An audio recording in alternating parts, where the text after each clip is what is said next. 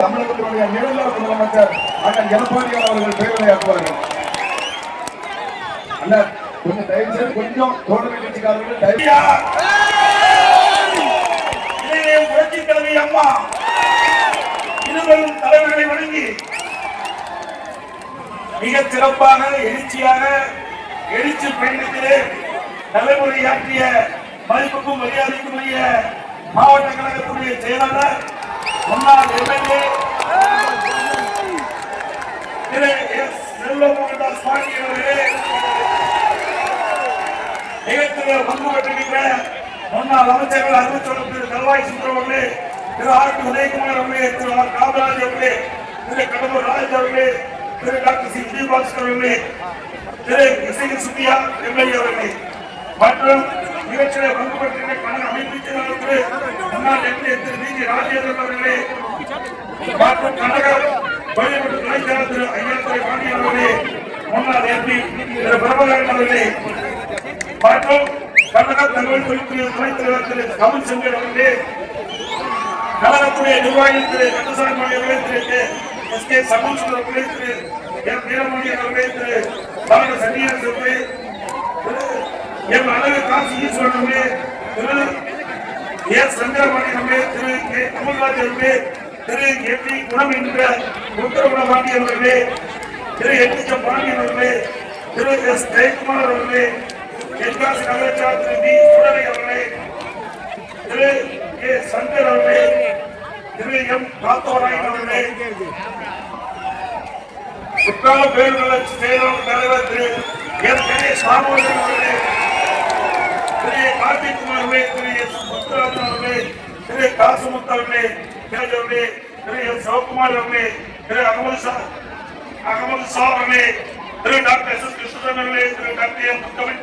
முத்தமிழ் வளவன் அவர்களே, திரு எஸ். மகிழன் அவர்களே, திரு கே. சிவசித்திரம் அவர்களே, திரு எம். ராமசாமி தமிழ்ச்செல்வன் அவர்களே, பாரதிய ஜனதா மாவட்ட தலைவர் திரு ஆனந்தன் ஐயா அவர்களே, தமிழ் மாநில காங்கிரஸ் மாவட்ட தலைவர் திரு எஸ். ஆர். ஐயாத்துறை அவர்களே மற்றும் நிகழ்ச்சியில் கலந்து கொண்டிருக்கின்ற தமிழ்நாடு தேவர் கழக தலைவர் திரு முத்தையா தேவர் அவர்களே, தமிழக மக்கள் முன்னேற்ற கழக கட்சியினர், அகில இந்திய பார்வையிட்ட கட்சி நிர்வாகிகளே, அனைத்து இந்திய அண்ணா திராவிட முன்னேற்ற கழகத்திலே பொறுப்பு வைக்கின்ற அனைத்து மக்கள் நிர்வாகிகளே,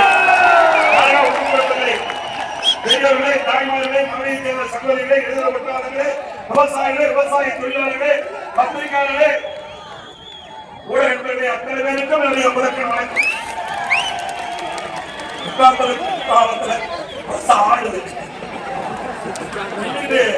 பேசுறது சிரமமான காரியம்.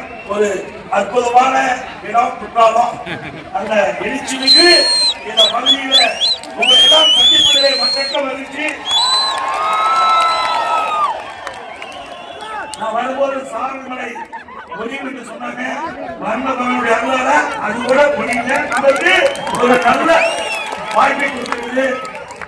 இன்னைக்கு தென்காசி நகரமே முழுகின்ற அளவுக்கு மக்கள் வெள்ளம் இதுவே தென்காசி சட்டமன்ற தொகுதி வெற்றி பெற்று விட்டது. தெரிவித்து கிராமப்புற மக்கள் சொல்வார்கள்.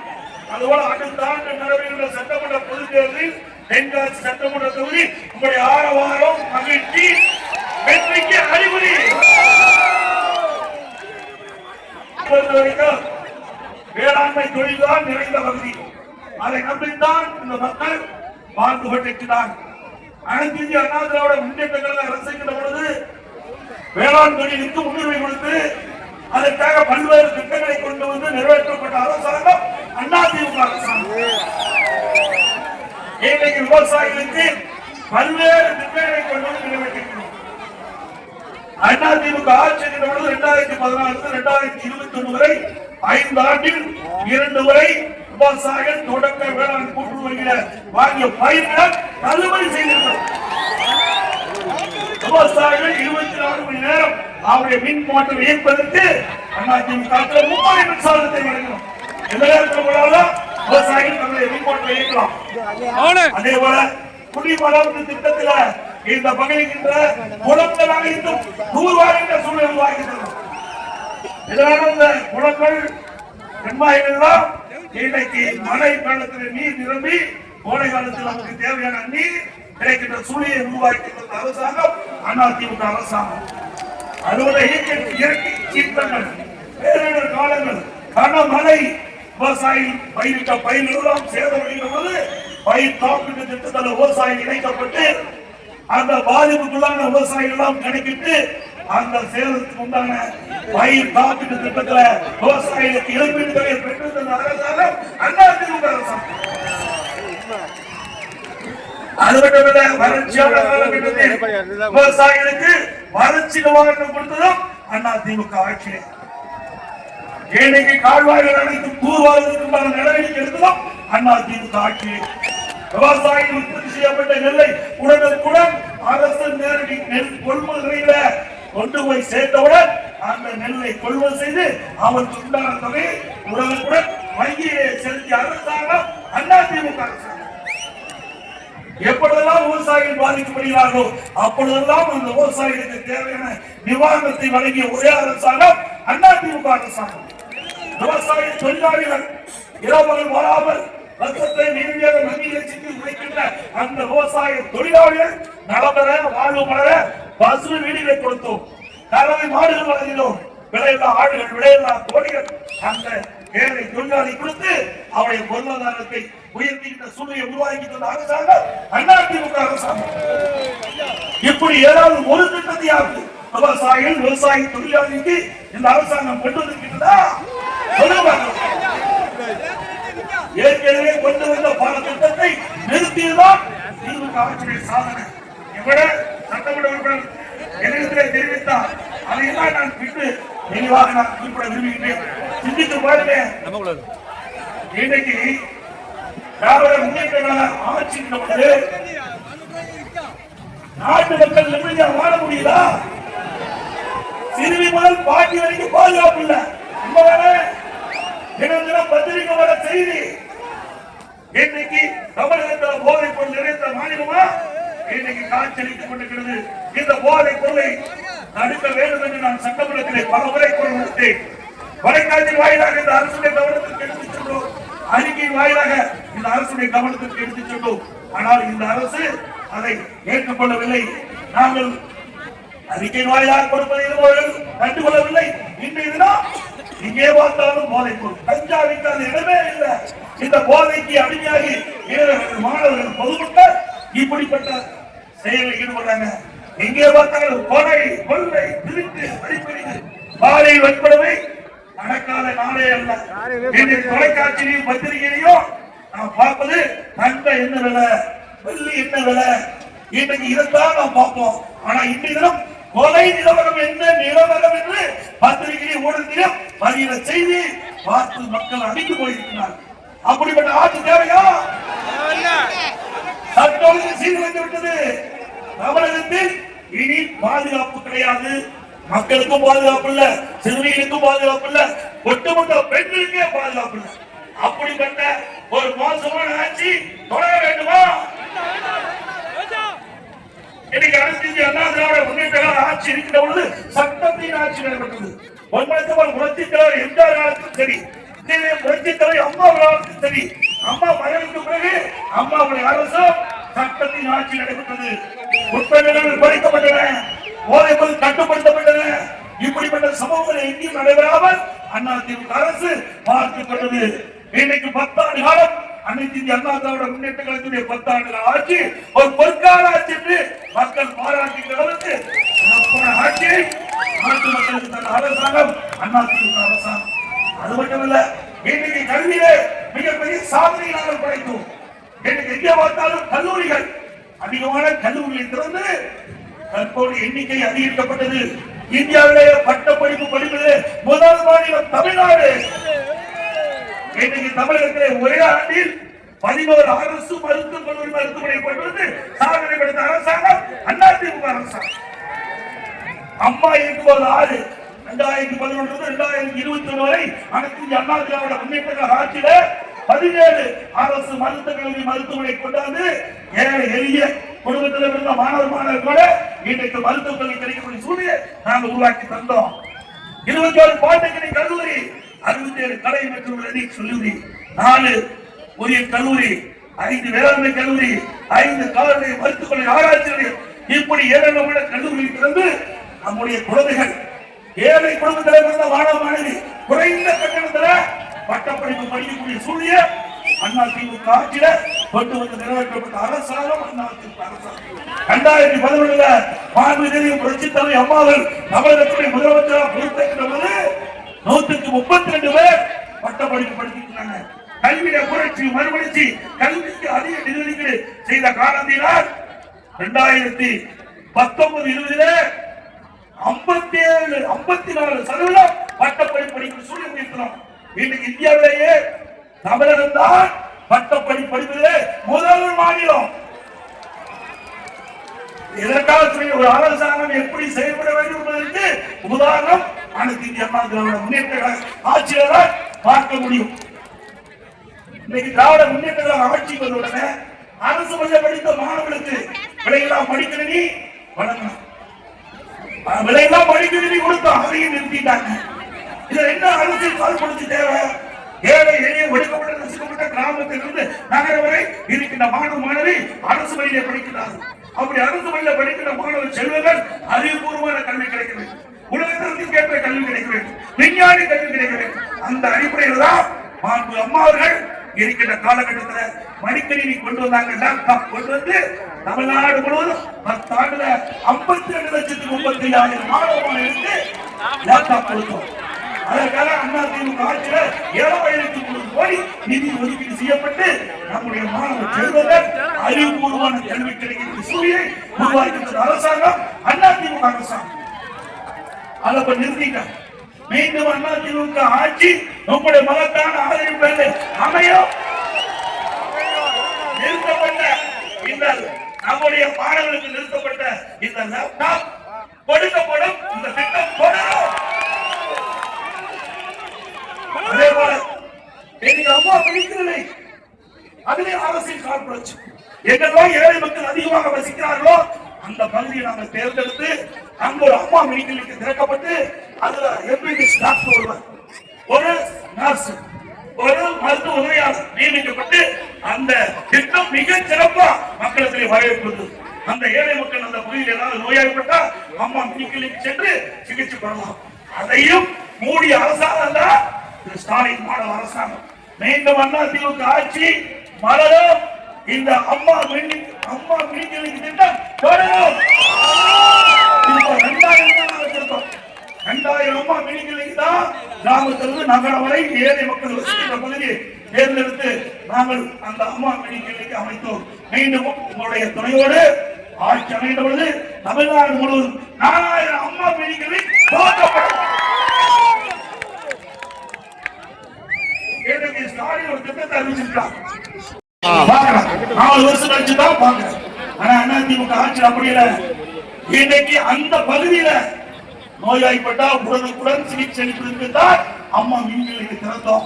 இன்னைக்கு நீங்க ஒரு நாள் முகாம் நடத்தி விட்டு போயிட்டீங்க. அப்புறம் ஒரு 15 நாள் கழிச்சு, ஒரு மாசம் கழிச்சு அந்த பகுதியில் யாராவது நோய்வாய்ப்பட்டா அவர் எங்க போய் சிகிச்சை பெறுவாங்க? ஆகவேதான் அனைத்து அண்ணா திராவிட முன்னேற்ற அரசு இன்றைக்கு தொலைநோக்கு சிந்தனையோடு சிந்தித்து அம்மா மெடிக்கலை ஒரு பகுதியில கிராமத்தில் திறந்தா சுற்று வட்டாரம் 2 கிலோமீட்டர் 3 கிலோமீட்டர் கிராமத்து மக்கள் தான் அந்த அம்மா மெடிக்கலுக்கு சென்று நோயாளிப்பட்டோர் சிகிச்சை பெறலாம். அப்படி திட்டத்தை நிறுத்திய அரசாங்கம் திமுக அரசாங்கம். இன்னைக்கு அது மட்டுமல்ல, அண்ணா திமுக ஆட்சி இருக்கிற பொழுது 2021 வரை ஆரம்ப சுகாதார நிலையம் கிராமத்தில் ஆரம்ப சுகாதார 254 ஆரம்ப சுகாதார நிலையத்தை திறந்து அந்தந்த பகுதியில் கிராம மக்களுக்கு அங்கேயே நோயாளிப்பட்ட சிகிச்சை அளிக்கக்கூடிய மக்களுக்கு நன்மதிப்பை பெற்ற அரசாங்கம் அண்ணா திமுக. ஏற்கனவே ஆரம்ப சுகாதார அதை தரம் உயர்ந்ததற்காக நடவடிக்கை எடுக்கப்பட்டு மேம்படுத்தப்பட்ட ஆரம்ப சுகாதாரம் 168 ஆரம்ப சுகாதாரம் தரம் உயர்த்தப்பட்டு மருத்துவ எண்ணிக்கை உயர்த்தப்பட்டு அந்த சரியான சிகிச்சை நம்முடைய ஏழை மக்களுக்கு வழங்கிய அரசாங்கம் அண்ணா திமுக அரசாங்கம். இப்படி உங்களை போல நாட்டு மக்களை ஏமாற்றின அரசு ஏதோ ஒரு பேரை வைத்து அந்த திட்டத்தை கொண்டு வந்து அதோட திட்டத்தை கைவிடுகிறார். அரசாங்கம் அதோட இப்போ இது மாதிரி ஒரு தாள் அடிச்சு வீடு வீடா கொண்டு அரசு அதிகாரிகள் உங்களிடத்துல விசாரிக்கின்றாங்க. உங்களோட விசாரி தெரிஞ்சுக்க. இது வரைக்கும் உங்களோட விசாரி இல்ல. அவர் அடிச்ச இந்த விளம்பரத்தால் இப்பதான் உங்களோட விசாரி 4 வருஷம் கழிச்சு மக்களை இப்பொழுதுதான் கைது பார்க்கிறார். இதுவரைக்கும் குடும்பத்துக்கு தான் விசாரிக்கிறார். இதுல 46 பிரச்சனை மக்கள் இருப்பதாக இன்றைய முதலமைச்சர் சவால்கள் தெரிவிச்சிருக்கார். இந்த 46 பிரச்சனைய நேரடியாக மக்களுக்கு வந்து விசாரிச்சு அவர்கள் மூலமாக மனுவை பெற்று சம்பந்தப்பட்ட துறைக்கு அனுப்பி இந்த பிரச்சனையை தீர்க்கணும். எவ்வளவு நாள் இருக்குது? திமுக ஆயுள்காலம் இந்த 7 மாசம் தான் இருக்குது. எப்படி நிறைவேற்றுவீங்க? நிறைவேற்ற முடியுமா? சரி, 46 பிரச்சனை மக்களுக்கு இருப்பதாக முதலமைச்சர் தெரிஞ்சா ஏன் 4 வருஷம் மக்களுடைய பிரச்சனை தீர்க்கல? மக்களுக்கு கவலை வீட்டு மக்களுக்கு சொல்லணும். நம்முடைய வீட்டு மக்களுக்கு என்ன பதவி கொடுக்கணும், என்ன அதிகாரம் கொடுக்கணும், எவ்வளவு கொலை அடிக்கணும், இதுதானே ஸ்டாலினுடைய நோக்கம். ஆனால் உண்மையிலேயே இந்த நாட்டுடைய முதலமைச்சர் மக்களுடைய பிரச்சனை தெரிந்தவுடன் உடனுக்குடன் தீர்க்கப்பட்டிருந்தால் 46 பிரச்சனை இப்பொழுது எழுந்திருக்குமா? 4 ஆண்டு காலத்தை கழித்ததுதான் மிச்சம். அது மட்டுமில்ல, கடந்த ஸ்டாலின் எதிர்கட்சி தலைவராக இருக்கும்போது முதலமைச்சர் அப்படி ஊர் ஊரா போவார். கிராம நகரத்துல போய் ஸ்டாலின் அவருடைய சட்டமன்ற உறுப்பினர்கள் ஊர் ஊரா போய் ஒரு திட்டு கேட்டா அந்த பாயை விரிச்சு போட்டு அங்க அமர்ந்துவாங்க.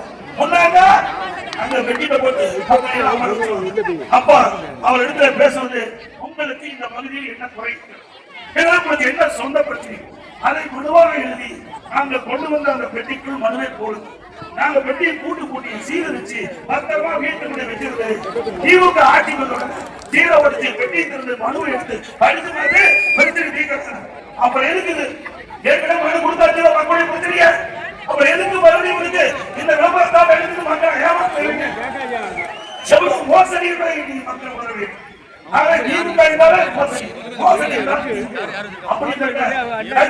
ஆட்சி வருமா?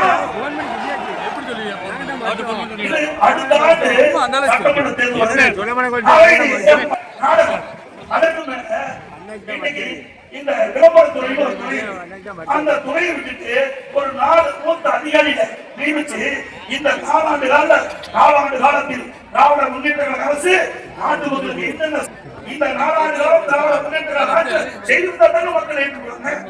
செய்யாமல் எப்படி மக்கள் ஏற்றுக்கொள்வார்கள்? ஆக இந்த அதிகாரிகளை வைத்து பேட்டி கொடுக்க சொல்லி மக்களை ஏமாற்றுகின்ற நாடகத்தை இன்றைய முதலமைச்சர் அரங்கேற்றிருக்கிறார். மக்கள் விழிப்போடு இருந்ததை நேரத்தில் தெரிவிக்க விரும்புகிறேன். தென்காசி மாவட்ட ஆஸ்பத்திரி தரம் அதே போல இது நகராட்சி, தென்காசி நகராட்சி. இன்னைக்கு நகராட்சியில திராவிட முன்னேற்ற கழக தேர்தல் அறிக்கை சொத்து வரி உயர்த்த மாட்டேன் என்று அந்த தேர்தல் அறிக்கையை குறிப்பிட்டிருக்கிறார்.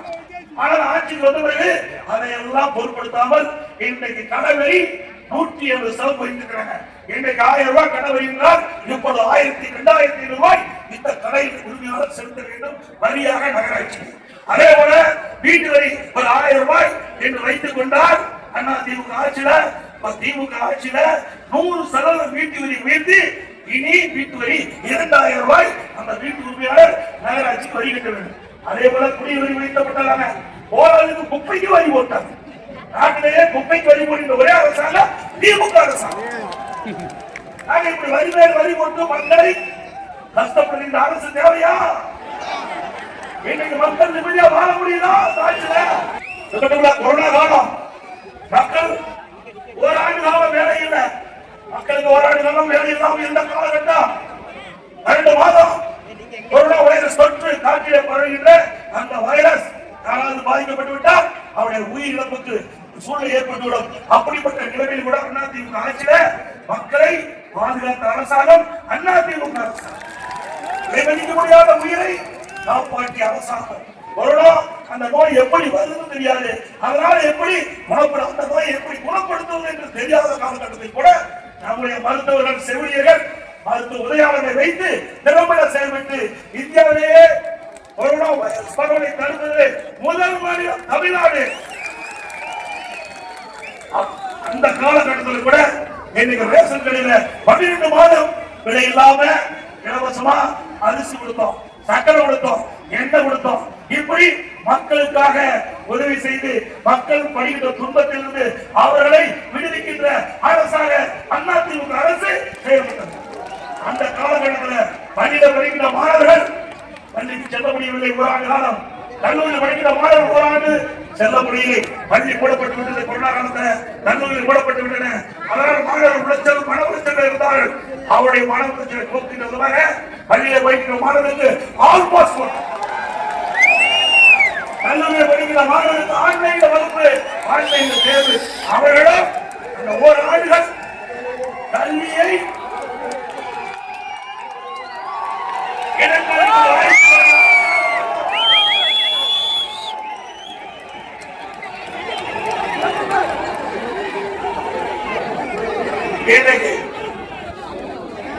ஸ்டாலின் போறவங்க பேசுறாரு. என்ன பேசுறாரு? திராவிட முன்னேற்ற கழகம் பலவாய்ந்த கூட்டணியை அமைத்திருக்கின்றது. பலவாய்ந்த கூட்டணி தான் 2026 சட்டமன்ற பொதுத் தேர்தலில் வெற்றி பெற்று ஆட்சி அமைக்கிறது. ஸ்டாலினை பொறுத்த வரைக்கும் கூட்டணியை நம்பி இருக்கின்றார். அனைத்து இந்திய அண்ணா திராவிட முன்னேற்ற கழகம் பாரதிய கூட்டணி மக்களை நம்பி இருக்கின்றது. மக்களை நம்பியிருக்கின்றது. மக்கள் தான் நீதிபதிகள். மக்கள் நினைத்தால்தான் ஒரு அரசாங்கத்தை அமைக்க முடியும். அதை அதிமுக கூட்டணி உணர்ந்திருக்கிறது. மக்கள் தான் எஜமானர்கள். ஆகவே வருகின்ற சட்டமன்ற பொதுத் தேர்தலில் மக்களுடைய ஆதரவு அதிமுக கூட்டணிக்கு ஏராளமாக இருக்கிறது. நெல்லப்பழ விற்க அருகே எடப்பாடி ஐயா, எடப்பாடி ஐயா, நெல்லப்பழ விற்க ரைட் பண்ணா ரேஷன் விற்க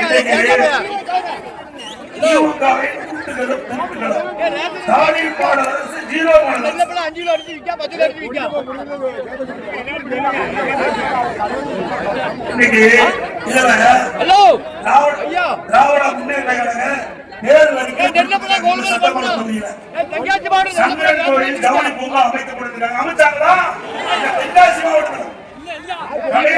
அரசு பாலிடெக்னிக் கல்லூரி அமைக்கப்படுது. தென்காசியில அரசு சட்டக்கல்லூரி அமைக்கப்படுறாங்க. அமைச்சாங்களா? குடிநீர பழங்கள் மற்றும் காய்கறிக்கான குடிநீர் வசதி ஏற்படுத்தப்படும். கொப்பரை தேங்காய்க்கான மின்சார வசதி ஏற்படுத்தப்படும். தென்காசியில சிறப்பு பொருளாதார மண்டலம் அமைக்கப்படுறாங்க. அமைச்சாங்க. தென்காசியில புதிய அரசு மருத்துவக் கல்லூரி அமைக்கப்படுறாங்க. அமைச்சாங்களா? தென்காசியில மாம்பழச்சாறு உற்பத்தி நிலையம் மற்றும் எலுமிச்சை தொழிற்சாலை அமைக்கப்படுறாங்க. அமைச்சாங்களா? செம்புழுதி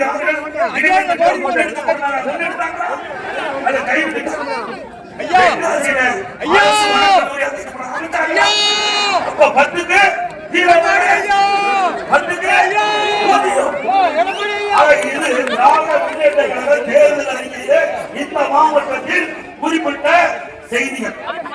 திராவிட முன்னேற்ற கழக தேர்தலில் 2021 சட்டமன்ற தேர்தலின் போது திராவிட முன்னேற்ற கழக தேர்தலுக்கு திரு ஸ்டாலின் அவர்கள் அறிவிக்கப்பட்ட அறிவிப்பு. எடப்பாடி பழனிசாமி பஸ்ல போய் பொய்யா பேசி கிடத்துறாங்க. அதுதான் நாங்களே அச்சடிச்சு காட்டுறோம். உண்மைதானே? நான் சொல்றதெல்லாம் திமுக தேர்தல் அறிக்கையில் இடம்பெற்றிருக்குது. அதை செய்யாத அரசு தொடர வேண்டுமா? ஐயா ஐயா நெல்லப்பழ விக்கா ஏகனதி பாடுதா ஐயா கிராமத்தில் ஏழை எளிமக்கள் வீடு இல்லாமல் வீட்டுக்கு கஷ்டப்பட்டு காட்சி பார்க்கிறோம். ஓரிடத்தில் எங்களுக்கு அந்த வீடு கட்டி கொடுக்க வேண்டும் என்று ஏழை மக்களும் தாழ்த்தப்பட்ட மக்களும் கோரிக்கை வைக்கிறார்கள். அவருடைய கோரிக்கை ஏற்று வீட்டுக்குள் இருக்கின்ற ஏழைகள் தாழ்த்தப்பட்ட மக்கள் இருந்தால் அவருக்கு அற்புதமான காங்கிரீட் வீடுகள் கட்டி கொடுக்கப்படும். ஐயா எடப்பாடி ஐயா, ஏழைகளுக்கு வீட்டு மனை கிடையாது, தாழ்த்தப்பட்ட மக்களுக்கு வீட்டு மனையும் இல்லை. அப்படி வீட்டு மனை இல்லாத அந்த ஏழை மக்களுக்கு அரசாங்கமே நிலத்தை வாங்கி அவருக்கு அற்புதமான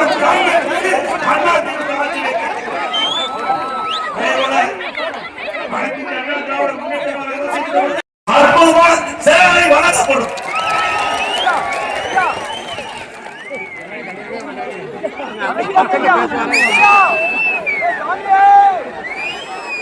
அதிமுக ஆட்சி இருக்கிற பொழுது நான் முதலமைச்சர் இருக்கிற பொழுது முதலமைச்சர் செல்வகுமார் மற்றும் தென்காசி மாவட்ட திருநெல்வேலியை பிரித்து தென்காசியை தலைவராக கொண்டு புதிய மாவட்டம் உருவாக்கப்பட வேண்டும். கோரிக்கை தென்காசி தலைவராக கொண்டு புதிய மாவட்டம் உருவாக்க வேண்டும் என்று அதை செயல்படுத்திய அரசாங்கம் அம்மாவுடைய அரசாங்கம். மாவட்ட மாற்றமல்ல. அதேபோல இந்த மாவட்ட ஆட்சியாளர் அலுவலக கட்டிடம் 119 கோடியில அனுமதிக்கப்பட்டு பணி துவங்கப்பட்டது. முடித்து 2-3 ஆண்டுகள் ஆகி கூட அதை திறப்பதற்கு மனமுள்ள அரசாங்கம் திமுக அரசாங்கம். நல்லா நினைச்சு பாருங்க. அற்புதமான கட்டிடம் மாவட்ட ஆட்சியாளர் அலுவலகம் முடிக்கப்பட்டு இன்னும் திறக்காம இருக்குது. பரவாயில்ல, திறக்காம இருங்க. இன்னும் ஒரு 7 மாசத்துல அண்ணா திமுக ஆட்சியாளர் உங்களுடைய நாம் அத்தனை நம்முடைய மாவட்ட ஆட்சியாளர் திறக்கிறோம். தென்காசி மாவட்டத்தில் 3851 விவசாயிகளுக்கு 90 கோடி தள்ளுபடி செஞ்சோம். தென்காசி திருநெல்வேலி மாநில நெடுஞ்சாலை 4 வழிச்சாலையாக அகலப்படுத்துவதற்கு 430 கோடி செலவழித்த அரசு அதிமுக அரசு. போக்குவரத்து நெரிசல் இல்லாம இன்றைக்கு தென்காசி திருநெல்வேலி சாலை அதிமுக ஆட்சியை விரிவுபடுத்தப்பட்டது. தென்காசி ஒருங்கிணைந்த நீதிமன்ற வளாக கட்டிடம் நீதிபதி குடியிருப்பு 14 கோடியில் கட்டிக்கொண்டிருக்கிறோம். நிறைய அரசு மேல்நிலைப் பள்ளியை கட்டட வசதி, குடிநீர் வசதி, கழிப்பற வசதி செய்து கொடுத்த அரசு அதிமுக அரசு. தென்காசி சட்டமன்ற தொகுதியில் சுரண்டை அரசு காமராஜர் கலை மற்றும் கல்வித்துறையில் கட்டிடங்கள், ஆய்வகங்கள், உள்ளடங்கள், சுற்றுச்சூழல் மற்றும் நலவாணிகள் எல்லாம் அமைத்துக் கொடுத்தது அதிமுக ஆட்சியர். அதோட பாலங்கள் தென்காசி மாவட்ட சார்பதிவாளர் 2 கோடியில் கட்டப்பட்டது. சுரண்டை நகராட்சி அமலமாக்கின் கொள்கை 4 கோடியில் பாலம் கட்டப்பட்டது. கயன் குறும்பாளத்தேரி, ஆவடியானூர், மாடியானூர், நாடார்பட்டி அரசு உயர்ந்தபடி மேல்நிலைப்படியாக தகவல் கொடுத்தது.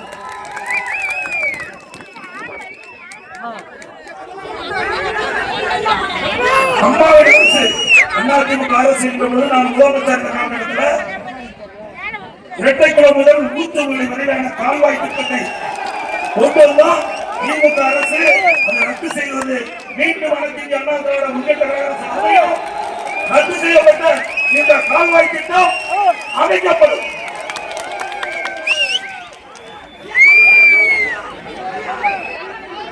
அதே போல தென்காசி நகரத்தின் போக்குவரத்து நெரிசலை குறைக்க சுற்றுச்சாலை பணி விரைந்து முடிக்க நடவடிக்கை எடுக்கப்படும். அதிமுக ஆட்சியில் முடக்கப்பட்ட திட்டங்கள் அதிமுக ஆட்சியில் கொண்டு வரப்பட்டு முடக்கப்பட்ட திட்டங்கள் தென்காசி மாவட்ட ஆட்சியர் அலுவலகம் நான் ஏற்க சொல்லிட்டேன். தென்காசி தெற்கு மாவட்ட விவசாயிகள் 42 ஆண்டு கால கனவான சம்பநிதி மேல்மட்ட திட்ட பணிக்கு 42 கோடி ஒதுக்கீடு செய்து 15% பணிகள் நிறைவடைந்த நிலையில அரசின் காழ்ப்புச்சி காரணமாக இந்த விடியா திமுக அரசு நிறுத்தப்பட்டிருக்கிறது. மீண்டும் அனைத்து அண்ணா திராவிட முன்னேற்ற கழக அரசு அமைந்துள்ளது. சம்பநிதி மேம்பாட்டு திட்ட பணி தொடரும். இரட்டை குளங்கள் கூத்துமலை வரை அந்த கால்வாய் என்பதற்காக முதற்கட்டமாக 7 லட்சம் ரூபாய் ஒதுக்கப்பட்டது. இந்த விடியா திமுக ஆட்சியை ரத்து செய்து மீண்டும் அண்ணா திமுக ஆட்சி வந்தவர்கள் இந்த திட்டம் தொடரும். ஈரான முதல் தெற்கு காவலாங்குறிச்சி வரை சுமார் 6 கிலோமீட்டர் தூரம் கால்வாய் என்பதற்கான பூர்வாங்க பணியில் நிறைவேற்ற நிலையில் திமுக அரசு இப்பணியை ரத்து செய்தது. மீண்டும் அண்ணா திமுக ஆட்சி வந்தது. இப்பணி தொடர்ந்து முடிக்கப்பட்டு பயன்பாட்டுக்கு கொண்டு வரப்படும். தென்காசி நகராட்சி மக்கள் தேடி நகராட்சி என்ற பெயரில் தென்காசி நகராட்சி மக்கள் பயன்பெறும் வகையில் சுமார் 44 கோடி மடிப்பெண்ணில் குடிநீர் திட்டத்திற்கு நிதி ஒதுக்கீடு செய்யப்பட்டு நிர்வாகம் கொடுக்கப்பட்டது. இந்த ஆட்சியுடன் இந்த திட்டம் கைவிடப்பட்டது. மீண்டும் அனைத்து அண்ணா திராவிட முன்னேற்ற கழக ஆட்சி அமைந்தவுடன் இந்த குடிநீர் திட்ட பணி முடித்து பயன்பாட்டை கொண்டு வரப்படும் என்ற செய்தியை தெரிவித்து